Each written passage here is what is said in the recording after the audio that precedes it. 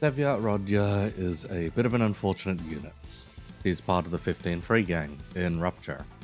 While in retrospect, this is particularly funny due to Rodion's own character developments, in terms of gameplay this makes her potential design space rather sad. At time of release, she was touted as the future of Rupture, a window into how Project Moon would evolve the status and move it beyond the weird, somewhat difficult to use true damage status. Instead, we got Heishos, and everyone who released prior to Season 6 ate shit. After all, they were all carefully designed around a single broken-as-hell linchpin known as Talisman Sinclair. After his nerf and subsequent murder, the rest of the 15 free gang have never been the same. Talisman Sinclair died so that Mao Faust may live, and well, now Mao Faust is inaccessible outside of getting spooked on the gacha, so let's turn back the clock a little. Back to when the future of Rupture was only just starting to look brighter. Rather, let's just play with all the stuff that everyone has access to, even the newbies. Thus, pretending the entire season of Heishos doesn't exist, aside from two specific ones, let's take a look at one of Heisho-less Rupture's finest, Devyat Rodion, part of the city's express delivery courier network. Coming through near the tail end of Season 4, she's one of the first IDs to receive the modern standardization when it comes to conditionals and ID design, making her quite interesting to look over. While she's not a crazy old unit, the passives do not impact her gameplay as much as some of the more recent IDs. So for once, we can start with her skill 1, Courier Trunk, Decay Knife. This is a 2-coiner that pumps her with her unique buff, Courier Trunk Rodion.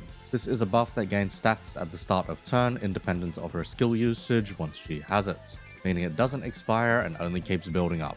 Uniquely, it also doesn't get removed when she retreats. At 10+, 20+, and 30+, she gains various effects, both beneficial and detrimental. Specifically at over 10, she gains a minimum and maximum speed. At over 20, she gains clash power and a slash damage up. And finally, at 30 or more, she starts losing HP and SP on skill use and turn end. Essentially, she's on a timer once she hits over 30 stacks, since she can just get herself killed through this buff alone. If we're timing her departure for the last moment possible, it's also worth mentioning that the turn end damage applies before she retreats.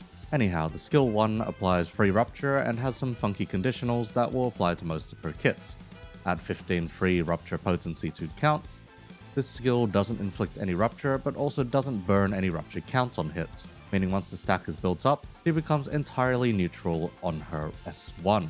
Not just count neutral, but potency neutral too. This means we'll be wanting others to increase potency later. Aside from that, she has coin power based on Rupture on targets or Courier Trunk on self. One or the other, not a combination of both. But skill 2 is pretty similar, having the same pure Rupture neutrality when the target has 15 free Rupture. Like skill 1, it amps her Courier Trunk up but also gets her haste. There's actually no Rupture application on this skill, but instead we get up to 6 defense down if enough Rupture is on target, or she has enough Courier Trunk. Again, this is one or the other. The same goes for her coin power conditional on this skill too. Of note though, she has a damage conditional here, up to 40% based on her Courier Trunk stacks. Then there's skill 3. Once again, another member of the 15 free club, only this time instead of not burning counts on hits and going neutral, we're instead going -4 in the negative to then reroll her last coin. Now anytime there's a reroll on offer, damage is sure to follow. But this one is a rough one due to how negative it goes. That said, outside of the coin power conditionals, we've got an 80% damage conditional, 5 Rupture count application, and even more damage to follow up on the last coin. The irony here is that the count would be amazing to use if we could access it while getting the reroll.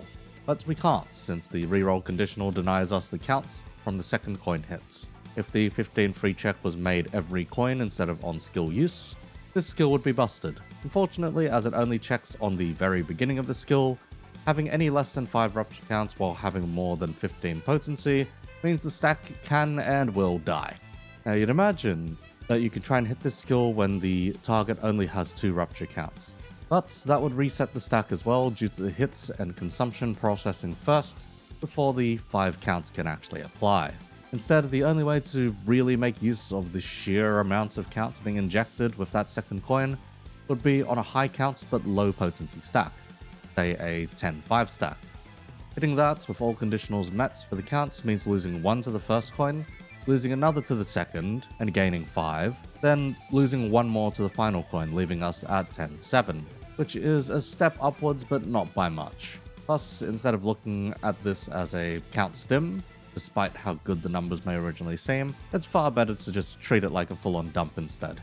4 Rupture activations is quite strong after all. Not to mention all the physical damage we can get out of this. Oh, and if the target gets staggered or killed, she gains a haste. Pretty useful stuff. Now, as for the defense skill, it's a counter with some barrier conditionals. She gains a percentage of her HP as shield equal to her courier trunk stacks. Aside from that, she gains some courier trunk on use. Otherwise, it's a pretty vanilla counter. Now, if she has more than 15 courier trunk, she activates a retreat instead. There's nothing too fancy about this retreat counter. She gains some shield and slaps back before ducking out. As for the retreat itself, it gives the substituting unit her slots, and purges all of her buffs and debuffs except for those that are uniquely retained, like her courier trunk.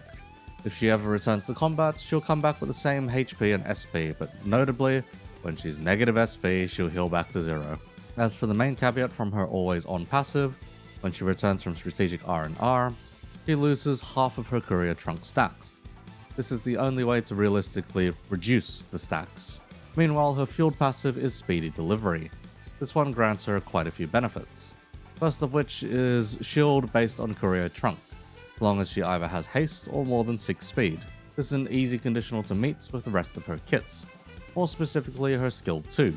Aside from that, she hands out clash power on retreat. 2 allies get a clash power up on the following turn. 2 turns if she had 15 courier trunk, 3 if she had 30 or more. Whew.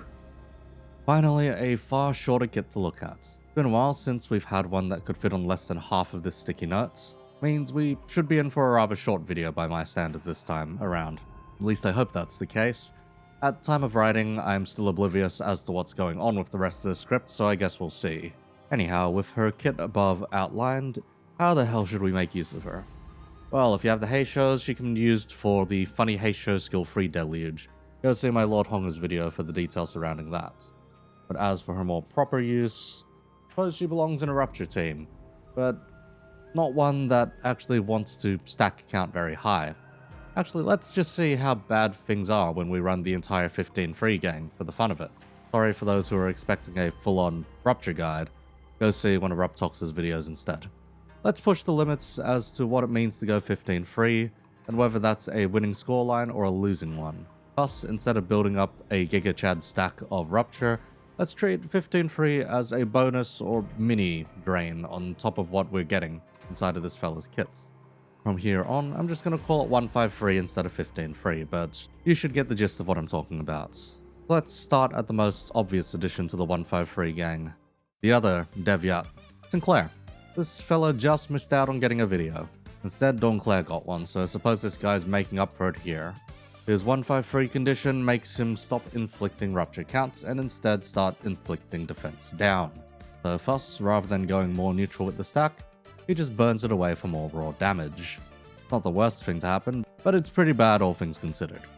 So how does he make up for it? Well, he mostly does it by reaching 15 courier trunk and shitting out counts hand over fist. As long as the potency remains low, he can rack up a stupid amount of Rupture counts on all of his skills. All 3 of his skills can go surprisingly positive, so long as that 15 free conditional doesn't trigger. If it does, well, he's just going pure negative and awarding us defense downs. One of the worst trade deals in history. Thankfully though, he doesn't do much in the way of Rupture potency stimming, so perhaps he can keep the potency low on that front alone. Nonetheless, he's on the same kind of timer as Rodya, with the courier trunk stacks. Only difference being that his is blunt flavored instead of slash. What's funny is that their passives are virtually identical, rather they straight up are. So this fella is copy-paste of Devyat Rodion, but worse in most meaningful aspects. Nonetheless, as part of the 15 free gang, he gets a free pass to join up. Alright, for egos, Sinclair actually has 3 notable ones for Rupture. Branch of Knowledge is an easy include, since when push comes to shove, he can stem up the Rupture potency quite a lot. Lantern is an odd one too, being the first ego I ever rolled. It's an AoE Rupture stim, hitting up to 3 targets for 3 potency each, and doing some light healing to boot. A pretty funny option for unfocused encounters. Then we're looking at Tears of Tarnished Blood. This one should be free game since we can shard it from the shop at this point too. This one turns him into a bit of a monster, but he's on a pretty strict timer and may not see all too much use. Nonetheless, it's also an AoE Rupture stim, but instead focuses on dealing quite a bit of damage and potentially killing himself. If you think he's going to die before he can retreat, or if he returns to the field as other sinners die, consider using this to end him rightly instead. Therein passes 2 members of the 153 squad, so who else remains? Well, we've got one more 000 before we start scraping the bottom of the barrel. We're looking at Sync West Mersault. Even without the Rupture conditionals, this particular Mersault ID is pretty scary. Being focused around high-speed conditionals, he can do plenty of damage even without a high Rupture stat. His 153 conditional is the better one, in stopping the consumption of Rupture entirely. However, he himself doesn't actually apply very much Rupture at all either. Instead, he has an insane amount of poise generation, especially in focused encounters where he can make full use of his focused assault debuff. Anyhow, this specific Mersault can get an ungodly amount of coin power. Like, let's take the S3. It has a base coin power of 4. From the skill alone, it gets +3 from a 6-speed differential. And finally, he gets 1 more from a free stack of focused assault. That's 8 coin power on a free coin skill. And that's without regret. If we add that, he breaks into double digits, getting to 10 per. The demerit of -1 base power doesn't even matter, since his focused assault gives him some to offset that as well. Alright, that skill can also get a reuse if it kills a target with the final coin. Funny stuff. Essentially, even without the bloody Rupture, he's got a stupid strong base. As for what Rupture really does for him, it increases his critical damage. We'll have some funny ways to supplement this later, but as for egos, past the aforementioned regrets, he doesn't have anything quite as potent for the team. Chains of Others also gives him a lot harder since he's heavily dependent on his speed being high. So keep that in mind if you've been using him to clash for you. Unfortunately, that means we're down to the less than ideal leftovers of the 153 agenda. Feng Hunt Hongers, our happy blood fiend murdering sociopath. His 153 conditional is coin power. Wait, that's like actually really strong, all things considered. Oh, but it's what would otherwise been his second point of coin power if he was a 000 ID. Well, that's kinda sad then. Means what would have otherwise been a magic number 12 coin power conditional for 2 becomes a more horrifying 153 for 1 coin power. Unless we plan on being racist against blood fiends. In which case, holy hell, that's 3 coin power for 15 Rupture. Damn, we underestimated this man's power level. Anyhow, he actually provides a good amount of Rupture before 153 hits.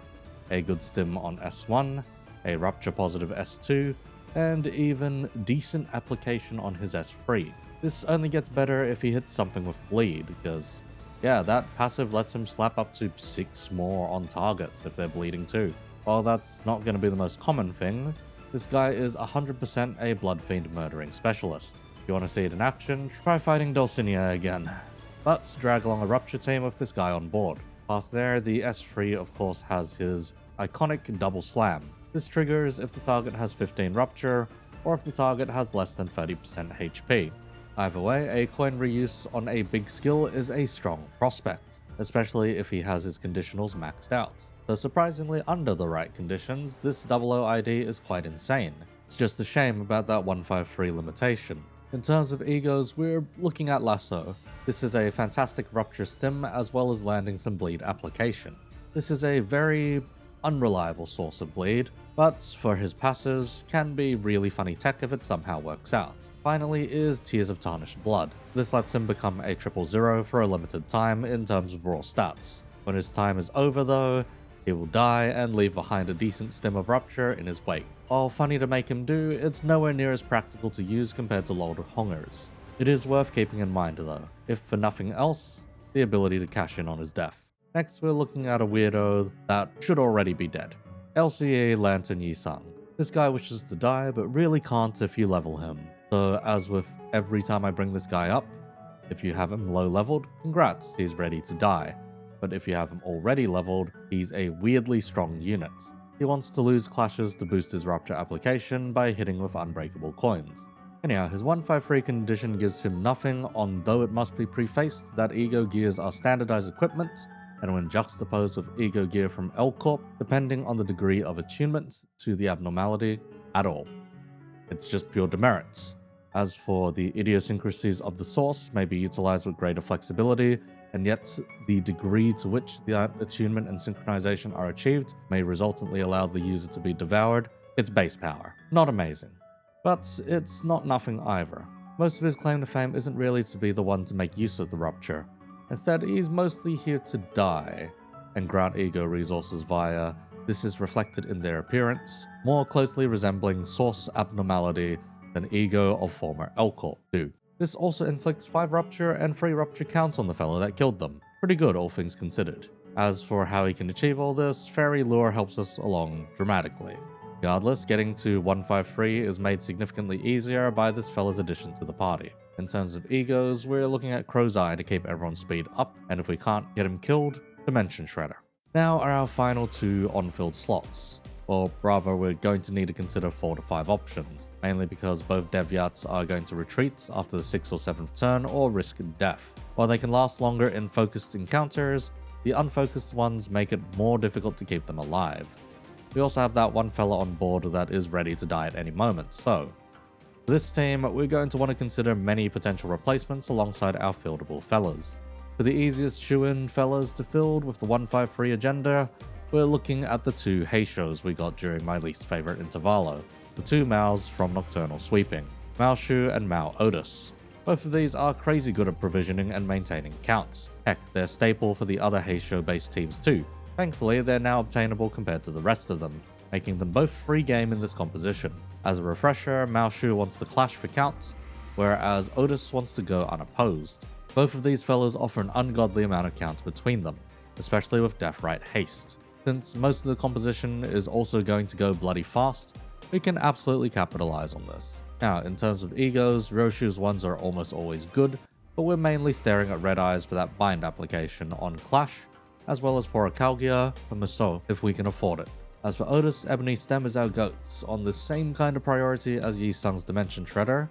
With the most obvious picks out of the way, where does that leave us? Well, we've got the 7 package. These guys are ancient, but there's 2 of them that are particularly solid and worth considering. First is 7 Faust. She's no mouse, but she has a few ridiculous assets. She rolls half decent with some funky conditionals here and there, but the main appeal is going to be her S2. It goes neutral on the clash and gets us a weakness analyzed. This then plays back into her passive that can get her some poise to mess with. If we want to extend her usefulness further, we can look at her egos instead, those of which offer us Lasso and Command Meltdown. Lasso is rather useful in unfocused encounters, whereas Command Meltdown is an easier to fuel side grade to Fluid Sack. However, since newbies don't have access to it, we'll be leaving that out of contention. Instead, to supplement for her poise generation and Musou's poise stability, we can consider for Akalgia as well. As for the second 7 member, we're looking at Heathcliff. This guy is classically a count monster, specifically on his skill 2. That one goes +2 positive on a clash, and at least +1 otherwise. Take the fella further, at least during most modern boss fights, we'll want to look at Holiday for an ego. This one has only been getting more and more returns since Unbreakable Coins hit the encounter design, and bosses began having unique buffs. Regardless, these 2 second string members are pretty solid to rotate in after the 2 Devyats retreat. They're not perfect on the count by any stretch of the imagination, but they're still solid units to close out a fight with. Now if Yi Sung manages to kick the buckets, we'll need at least 1 more Sinner to fill the hole he creates. The next best option is Lantern Dawn. She's got a stupid amount of count to her name and can fill in for Yi Sung pretty much perfectly. All of her skills can pretty much go positive under the right conditions. So long as there's at least 2 Rupture counts, the S1 goes mega positive. With 4 or 5 counts, S2 yo-yos it back to where it started, or kills the stack and starts it at 3 instead. And finally, the S3 more or less goes neutral. Now if we want to stretch Don's usefulness even further beyond, we're going to start looking at Red Sheet. This is a reasonable to fuel he ego that inflicts Twisted Curse Talisman. All of Talisman Sinclair's worth got thrown into this ego instead. While it isn't a perfect replacement for his old glory, it does go quite a long way in keeping count healthy. From there is the questionable selection, LCCB Ishmael and G-Corp Gregor. The first is one of Ishmael's only solid Rupture options. Though she's mostly negative, by the time she comes out, you may as well be trying to end things with the S3 and that 5 Fragile. As for G-Corp Gregor, well, his backline heal is useful for a time. But if the bug comes out, he's a Rupture stim that can and will roll over and die. Anyhow, I'm going to do something a little different here.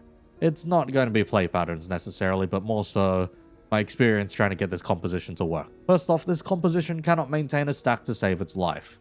At least so long as Sinclair and Roger have less than 20 courier trunk. If they do though, they can dump out counts like mad on their skills. If a stack dies, they can revive it exceedingly quick, as long as they have the trunk to do so. Sinclair's whole kit is surprisingly solid at reviving or starting a stack, whereas Roger's can pick one up with her S3. Yisung doesn't maintain the stack quite as well as you'd think, even with the nice numbers on his S2. However, when he kicks the buckets, the count almost immediately stabilizes. Same goes if we get Honger's S2, that thing is count healthy too. As for Musou, he does virtually nothing for the stack and exists to eat it until we hit 153. So, what's the issue? If we can get to 20 courier trunk, we should be able to get a stack going, right? Well, no. The math hates us a lot. Like, a lot. IDs with 153 are basically all payoff related, which means despite what looks like any kind of count maintenance we had in these 5 IDs, all of them pretty much act in either flushing it or going negative, or otherwise strangling it. Wait, but don't we have 2 IDs here to help out?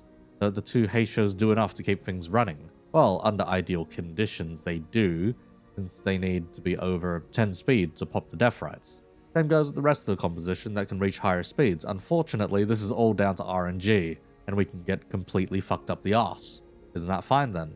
Well, you see, 3 of these 153 IDs just go purely negative when we hit that magic number. Honger's annihilates the count, especially on his S3. That's a straight up -4 on use.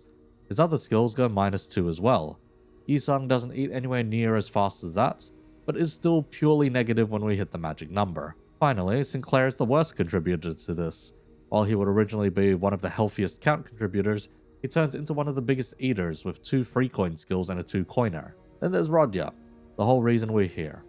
Her S3 hurts the same way that Honger's one does, just that her other skills don't eat the count. When the others arrive, they're too late to really salvage things. So, what about the benefits that aren't Rupture related? You know, the crit damage, coin power, defense down, etc. Well, if the stack dies, we don't get those. And while the stack is so deprived with 5 IDs that want to pay it off that it never gets off the ground. Alright, it was a miserable experience. How do we fix that? Well, using it exclusively in MD is the easiest route. Everything works there. Now you've got another random team to get Starlight with. After all, what other team is using most of these IDs? Heck, if you want to make it a second Rupture team past the Heishos, you could sub both the rabbits out for their 7 counterparts and work things that way. With everyone here as neglected as they are, bam, you've got another team to rotate through the MD. But more seriously, what can we do to make this all work? Well, we'll need to look at older routes and cut down on the failed experiment that is 153. We should probably remove Honger's and Yisung. Heck, even cut Sinclair. Those 3 are the worst possible case for the stack, at least the implementation of all 3 of them at once. Musou goes purely neutral when 153 hits, and Roger only loses us counts when we hit our S3, plus they're safe to leave on board. Next we want the more count positive fellows to stay on. Both the rabbits are pretty much good to stay, so long as we adhere to their count conditionals. Then we're going to want Lantern Don. He's the older count merchant and can keep a stack going reasonably well. To replace Sinclair, well, we can always take Gregor. The bug works better as a Rupture potency stim, whereas the Rose Spanner can surprisingly hand out counts under the right conditions. More specifically, if we can get off a Spark Discharge. What in the hell is a Spark Discharge, you ask? Well, that's a weird, unique debuff from AEDD that makes Gloom skills go neutral if they don't have Rupture counts, and positive if they do. That's a level of Ancient Jank that's available. This made Otis's S3, Rose Spanner's S3, Don's S3, and Musou's S3 become oddly neutral to positive. Couple this with Death Rights, and well, we've got something of a winner. Last, we can take the more reliable W Corp Yisung instead, and get the maximum use out of Dimension Shredder. For the inevitable death and or retreat of Roger, we can keep 7 Heathcliff in the wings. Alternatively, we can keep Musou in the wings, and once the first 15 free user rotates out, we replace it with the other. As for 7 Faust, she can stay in the back too, since when we get Spark Discharge, she at least goes more positive on her S2 as well. Thus, this is more so what a real composition looks like. 6 count merchants and a 153 user. Rupture is just that fickle of a bitch these days without the Heishos. Past, you could have just full centered with Lasso and Hongers stacking talisman debuffs, but now we have to be exceedingly careful with counts to a fault. Anyhow, now that you're tired as hell, let's actually introduce the real play patterns. We want to turbo Rodion up as fast as possible while building this Rupture stack for her eventual skill-free nuke reroll. After that happens, we can retreat her and play into our Rupture stack management in full. Now how do we build a stack? Well, we've got to use everything that goes positive to start, right? Well, yes and no. First off, we're working towards a few egos. These are Yi-Sung's Dimension Shredder, Otis's Ebony Stem, and finally Gregor's AEDD. These three are our bread and butter. Plus, we're aiming for free Sloth and free Gluttony to start. Sloth is significantly harder to get here, with only Yi-Sung and Otis having it on their S1s. In the case of Yi-Sung, his S1 helps us build up charge to start. For Otis, it's less useful, but still workable if needed. As for the Gluttony, well, everyone has it. You can even use some counters if need be. Plus, let's look at a few skills we can work into here. Since Yi-Sung and Otis's S1s are locked into Sloth, both of them do nothing for the counts. Don's S1 is count positive on a stack of 2 or more, otherwise it can start a stack. Roshu's S2 goes neutral on the clash, and their counter is neutral on a stack of 2 or more counts. Gregor's S1 is a potency stim instead of a count one, so if possible we would want to use his S2 instead to go count positive. As for Heathcliff, only his S2 is count positive out the gates, but is a +2, so how bad are things looking? Let's see. Yi-Sung is a -1, Otis is a -2, Rodion is a -1 at minimum if we slot her counter, Heathcliff is a +2, Don is a +1, Gregor is a +1, Roshu is roughly neutral. We're basically neutral. Is that a good thing? No. Can we fix that? Well, it'll cost us a Rodion S3 to go +2, and timing is going to matter here. I'll be honest, just slot 2 Sloth and as much Gluttony and send it. You aren't building a stack on turn 1 or even turn 2. On turn 2, make sure both the rabbits get Strider through their counter skills, and pray that you can save their S3s for turn 4. Aside from that, get the rest of what you need for a turn 3 Dimension Shredder. Optionally, use a Superbia on Otis, and her Ebony Stem on turn 3 as well. Now on turn 4, we can really start building a real stack. So how do we do this? Well, we're going to need a bunch of real positive skills to make this work. Get those rabbits S3s out, get Yi-Sung's S1 out, Don's S1 or S3, Heathcliff's S2, and Gregor's S2. As for Rodion, her S1 or counter is safest to start. But if she's going last, using her S3 here is also possible. This essentially gives a massive head start on the stack, especially if you clashed appropriately for Rupture count conditionals. The following turn we can use Yi-Sung's S2 with 11ish charge to then get a whole bunch of counts injected, alongside fulfilling the rabbit's conditionals on their skills to keep the count running. Everyone else can pretty much send it to try and go neutral or otherwise slightly minus at this point. On turn 6 and beyond, we can dump out Rodion's S3 for the reuse and leave with her counter. Now when Mao comes in, things change up a fair bit. We're going to want to be getting Regret out ASAP. This serves dual purpose, since Gregor can also use an S3 to go quite positive with the Tremor Burst to boot. If we somehow had it in us to slap an asymmetrical inertia on Heathcliff, we can actually fulfill a lot of Gregor's conditionals for a surprising amount of Rupture Stim. The turns and posts are all going to be about managing the count and paying it out. From there are 2 egos that are very strong for maintenance. Don's Red Sheet and Gregor's AEDD. Don's is easier to use due to everyone having a Gluttony skill to add to the resonance. We're going to want to use it with at least a 6 Gluttony resin for maximum effect, for that sweet, Twisted Curse Talisman. As for AEDD, Spark Discharge is more conditional, especially with this lineup. Almost everyone here has a Gloom skill, so it sits on their S3. If we can get an S3 from everyone lined up under Spark Discharge, then that stack will never die. Alternatively, if you're too lazy to get Spark Discharge going, you can use Solemn Laments. It can fire up to 8 coins, meaning you instantly pay out 8 Rupture count activations. This alone is quite disgusting if you need to flush Rupture for a finisher. However, any Gregor can really make use of it. So rather than strictly using Rose Spanner, you can consider other options. Whew. That was a lot, basically turning into an old Rupture tech guide. For the more regular players out there who have access to the Hey Show, most of this guide will not matter for you. But for those newbies that kinda want to see what Rupture is capable of, well, here you go, I suppose. As for Rodion's integration here, well, gonna be honest, you really don't need her, but she's quite inoffensive and deals some solid damage while she's here. In summary though, 153 died with Talisman Sinclair, and they really should have given us something more to cope with for these old units. Otherwise, you can see how many hoops and how much math you've got to do to get Rupture going for the next year without the rest of the core Heisho team. Once again, thanks for watching the video. Hope you've learned something about the game, or at least learned about some stuff to avoid. If you did, go toss a like on the video and subscribe if you enjoyed the content. I'll be aiming for around 3 videos a week this month if possible, so we'll see if we manage to do that even. Community Discord is open, this week's stream is likely going to be a LobCorp one, and yeah, if I get lucky, we'll get another Sinclair or Gregor video this week. Otherwise, the next one is probably going to be that Hot Takes and Horror Stories one that I mentioned a few weeks back. Thanks again for listening. Hope I was decent second monitor content.